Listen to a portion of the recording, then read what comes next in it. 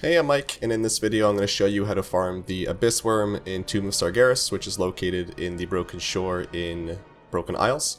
You can do this on any difficulty, but I'm doing this on Mythic just to show you the hardest difficulty. When you first walk in, there's going to be a whole bunch of adds at the first boss area. You don't have to kill any of them, they're going to despawn and the boss will spawn in place of them.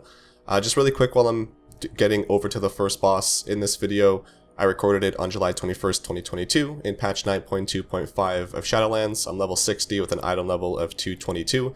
My add-ons are in the description box if you want them at all.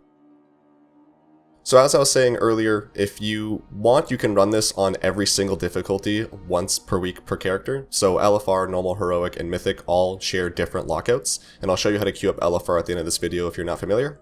So you have 4 chances a week on getting this. It drops on every single difficulty. So when the boss spawns, Goroth, he has 3 adds beside him. You don't have to kill those, they just kind of sit there throughout the entire fight unless you get too close. I don't think mechanics are really that important at this point, but I'll talk about them anyway just because I have some time to kill.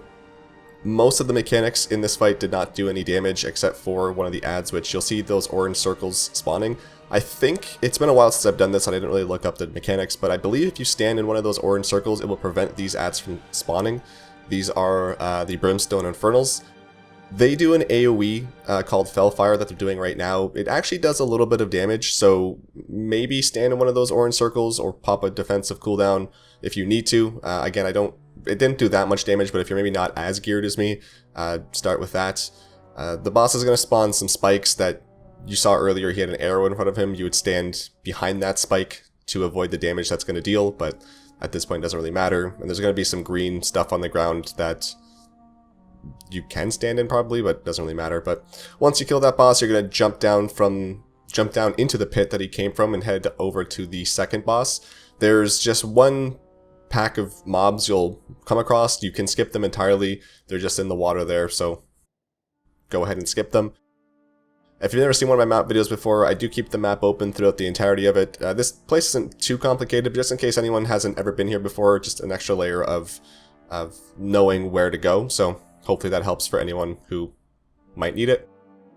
Just one quick thing, if you're not sure if you can do this, I'd maybe start on normal and then work your way up to heroic and then mythic, and then if needed do LFR as well, just to see if you can do it. But at this point most people should be able to solo this, so maybe start easier and then head into something harder if you're unsure. For this boss, Harjatan, he has mobs in front of him you can completely skip, just pull him over to the side. I don't really remember what the mechanics are for this fight. I know he spawns a bunch of adds that fixate you and come over and do stuff to you. I don't really know what they do. I kind of let them hit me for a little bit there, and then I didn't see anything really going on, so I just killed them. I did see a wave mender in there, so he probably heals the adds. Not that that really matters. And at some point there's going to be some, I think they're called sticky tadpoles that spawn. I believe if those hit you, they put either a permanent, yeah, it looks like a permanent debuff that does damage per second, but as you see my health isn't really dropping, so it doesn't really matter. So there's that. Once you kill that boss, you're going to jump off the ledge here and into the water, and I forgot that my water collision wasn't on, so this is kind of disorienting, sorry, but I eventually got out of the water here successfully. This set of adds at the door, I skipped them once before, but ever since then I've never been able to, so I think they're skippable sometimes, maybe, but you might have to kill them. The next set of mobs on the right you can skip, and then there's a pack of murlocs that kind of patrol this area that you can skip. If they're in the way, I think they're non-elite, so like literally one AoE will kill them entirely, so they're not really, they don't really add that much time to your overall kill.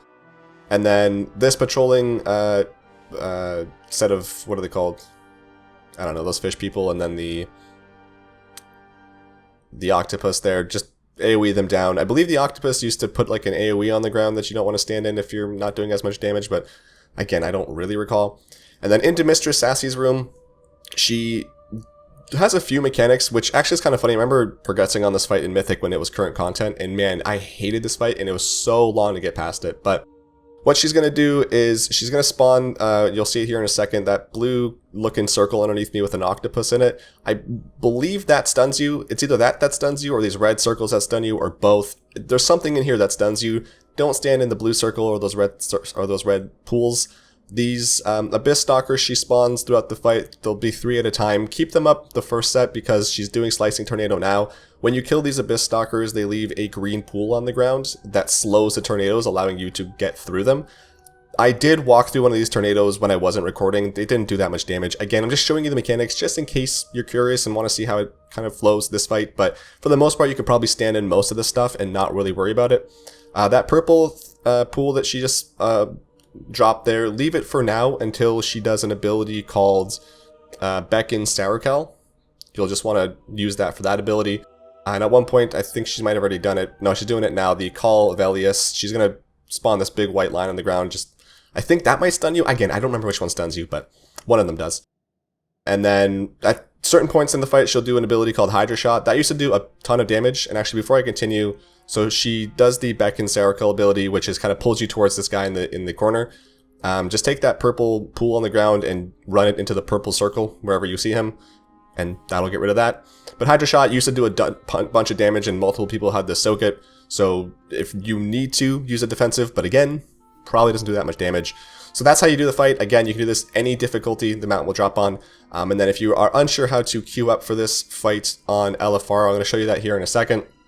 I unfortunately did not get the mount. I did run this 4 times this week, but I didn't get it, so maybe next week. In Dalaran, if you are looking for the person, he is kind of near the Void, or the Violet Hold dungeon. It's Archmage Timir. I can't speak. Or Timir. One of those. Queue up for the Gates of Hell, and it'll take you right in there. And I'm just showing you now that it is possible to do all 4 in 1 week. So that's how you do the video, or that's how you farm the mount. Thanks for watching. Good luck.